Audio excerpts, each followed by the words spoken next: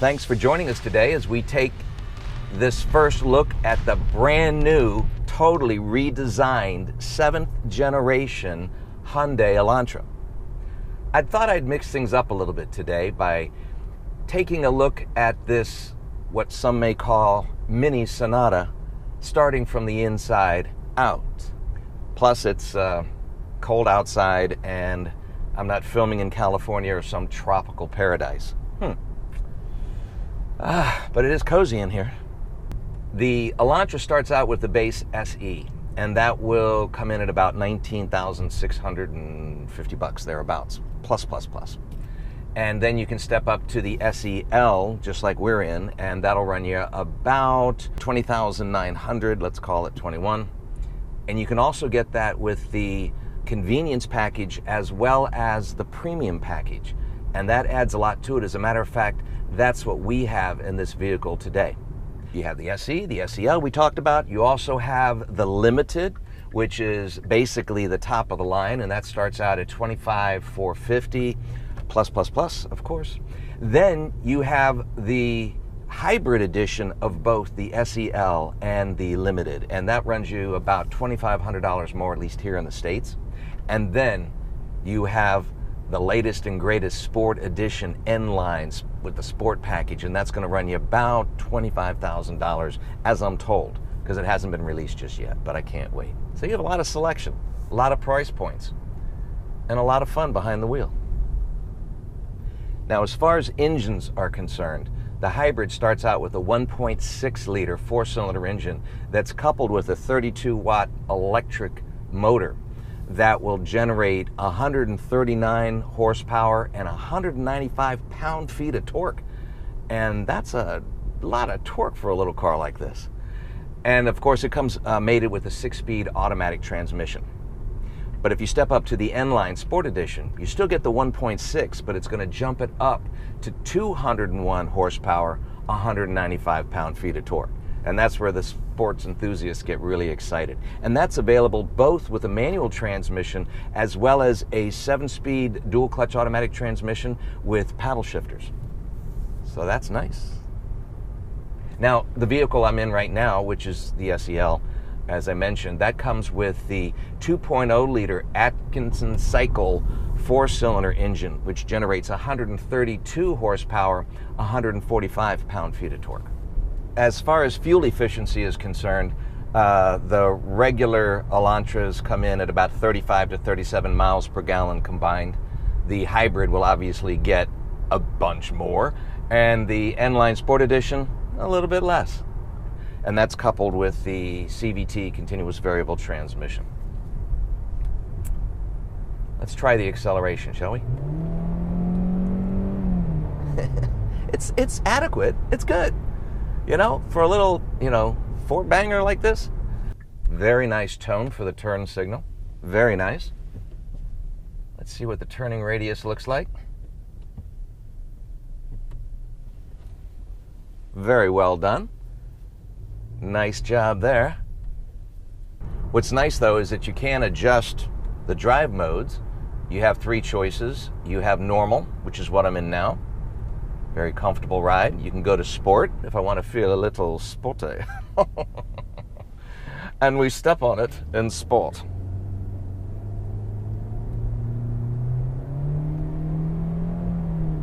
As well as smart mode, where it'll actually gauge your typical driving patterns and adjust the suspension accordingly. Let's see here. We're going over some bumpy roads. Let's check out the suspension. It's all right. You're going to feel it a little bit because obviously it is a compact car. A little bit less body weight to absorb some of the road imperfections. Plus, you're riding on a little bit larger tire as well. Let's go to normal. That's better. Yeah. The visibility is very nice. Adequate size mirrors, things like that. Of course, Hyundais have their Smart Sense suite of driver assistance and safety features. Of course, you do have your blind spot detection, adaptive cruise control right here, fingertips, bam. You also have lane keep assist, as I mentioned, all of that fun stuff And it really does give you a sense that for a very moderate price, you're getting a lot of car. I love the styling of the vehicle. I think it makes it look like it's a faster car than maybe it really is, but it just is eye-catching. It has that aero look to it with the sharp angular edges and the creases that go from front to back and the sloping front nose. Of course, it's not as dramatic as the Sonata, which is a good thing, but it does add to the menace of the front. And then with the large spoiler in the back, beautiful LEDs and all of that for taillights, it's a nice balance of style, function, and form. And I think that works well. Inside the vehicle, and this is one of the things that you don't see very often, the cockpit is geared towards the driver. It gives it a nice, driver focus. And there is a grab bar from the center of the dash all the way down to the armrest here. It really separates the passenger from driver area, and it gives it kind of a cool feel. A little bit like the Corvette, but it doesn't have all the cool tech attached to it. As far as the interior is concerned, it's cozy.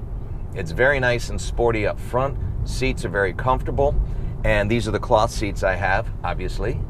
But at the same time, you do have some soft inlays here, a little hard pebbled surface up top, but that's nice because this is what gets dirty. This is what takes most of the wear and tear, so it's easy to clean, long lasting. But you do have soft armrest here. The brushed chrome accent on the handles mimic those on the stereo speakers, plus across the steering wheel, and it's got a nice sport wheel here to it. It's interesting to be in a car without paddle shifters, but the reality of it is I'm of the belief that for the most part, people don't use the paddle shifters that much. So I don't miss them.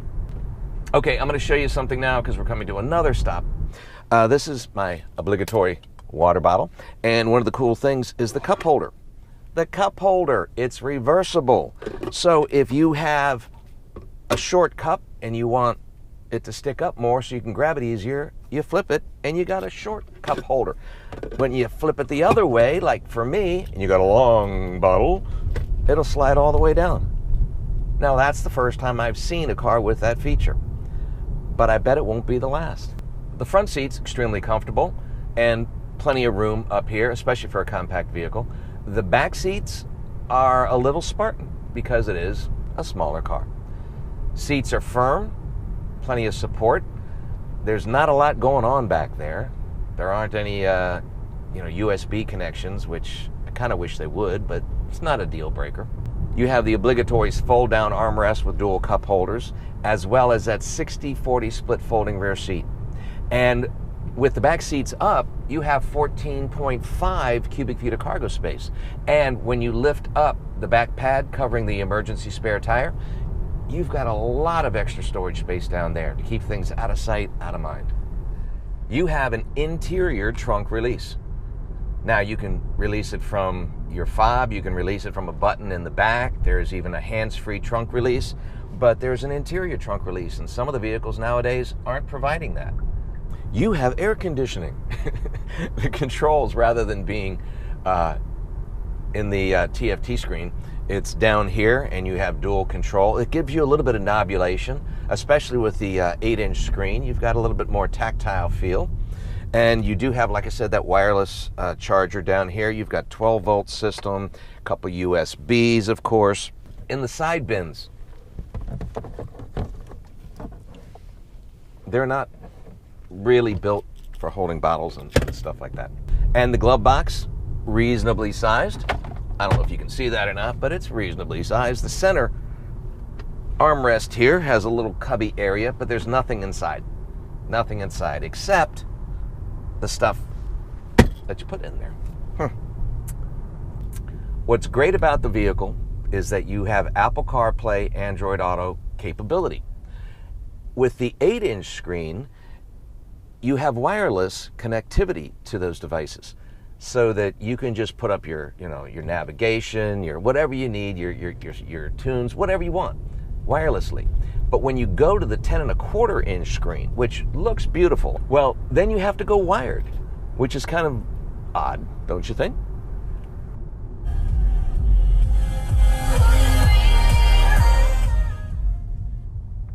Sorry, I like my Bose system. 8 speakers. Bam! Good enough for me. Of course, the base model comes with 4 standard speakers. The SEL comes with 6 speakers, and then, unless you get the optioned Bose system with 8 speakers, which is nice. If you like premium sound, it does a good job.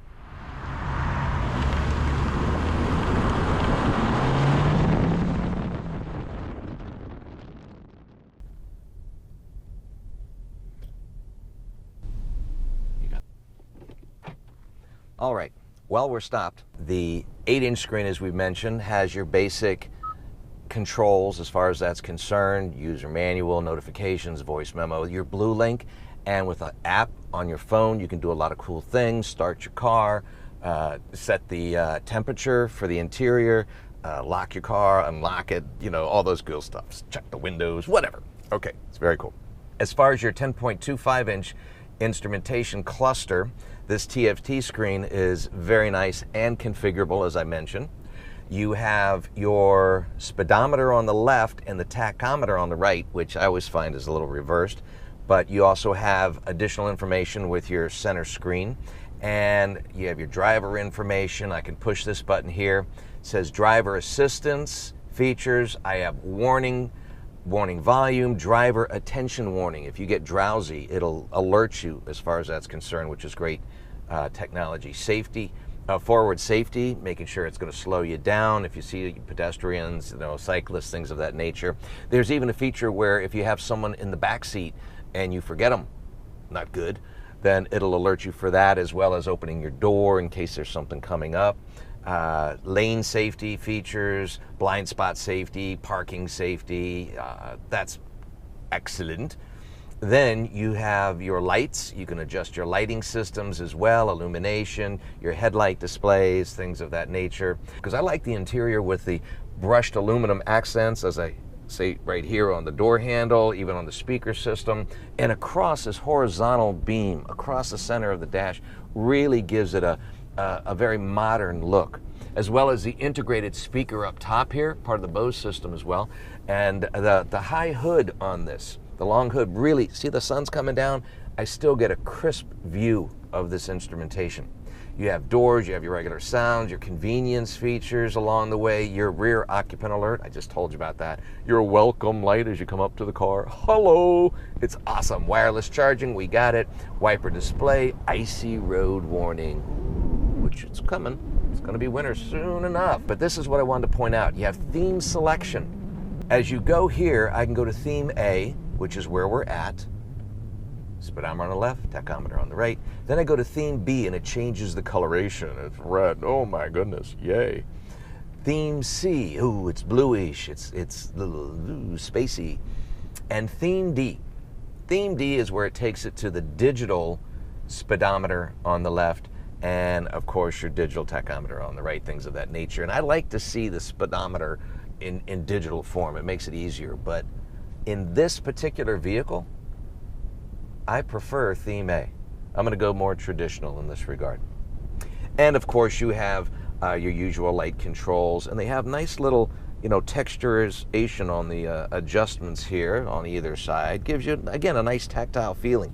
And you have your, of course, your camera controls. I can see there's a car behind me. I can see what's going on. La la la.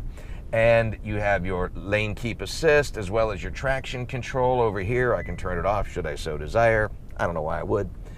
I know this has Bluetooth dual support, which means you could have 2 phones. You could have one that you're talking on, or you could use your Bluetooth capability here, go through the speaker system, and the second phone can be controlling your tunes. Oh, I forgot to tell you.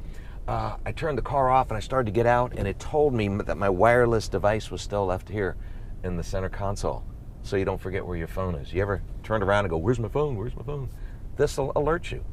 And when you have the Hyundai warranty to go with this, you've got your 5-year, 60,000 mile warranty, your 10-year, 100,000-mile powertrain warranty, and they've even thrown in 3 years, 36,000-mile maintenance.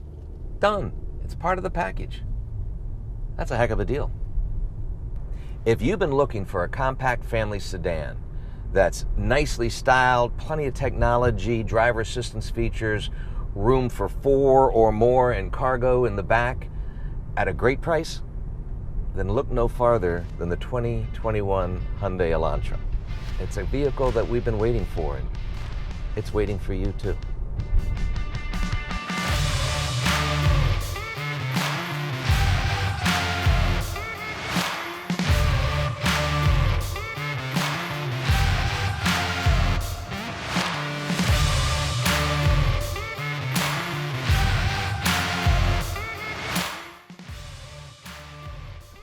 Well, we hope you enjoyed our quick look at the beautifully redesigned 7th generation Hyundai Elantra.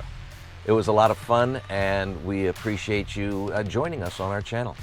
We hope you check out some of our other videos over the last 10 years we've been doing. But until we meet again, as always, stay safe, stay tuned, and subscribe.